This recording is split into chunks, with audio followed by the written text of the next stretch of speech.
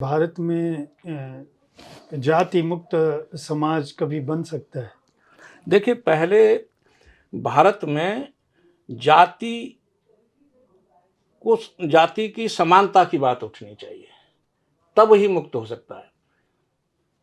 हैं? जब बराबरी की बात, जाति है और जाति का समान दर्जा, जाति में समानता आ जाए, तो फिर अंतरजातीय रिश्ते लेकिन जब आप ये बात कहेंगे तो जाति आधारित जितनी राजनीति है या जाति आधारित जो अवसर हैं वो भी समाप्त हो जाएंगे। नहीं, जाति समाप्त हो जाएंगे तो फिर स्थिति तो बदल जाएगी ना।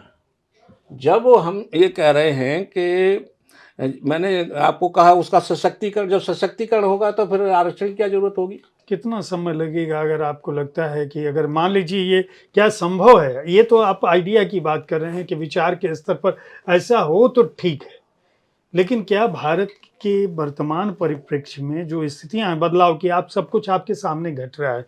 आप पिछले कई दशक में कह सकता हूं, जिससे लगभग 2 दशक से अधिक हो गए आप अध्यापन के क्षेत्र में।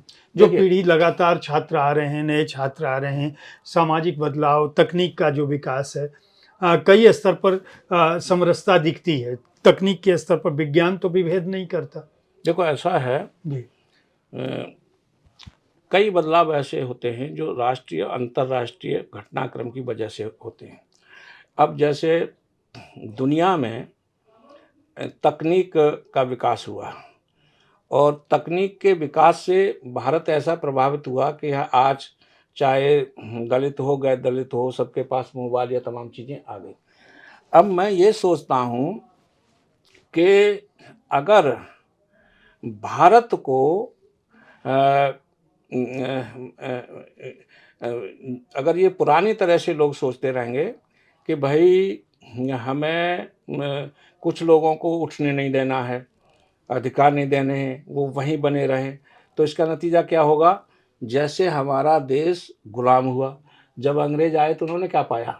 उन्होंने ये पाया कि ये देश आबादी में, संपदा में, तमाम चीज़ों में बहुत विशाल है, सब कुछ है, लेकिन इसमें एक कमजोरी है कि यहाँ आपस में लोग लड़ते हैं, जातियों में, धर्मों में, इन तमाम चीज़ों में, और उसका फ़ायदा उठा लिया जाए।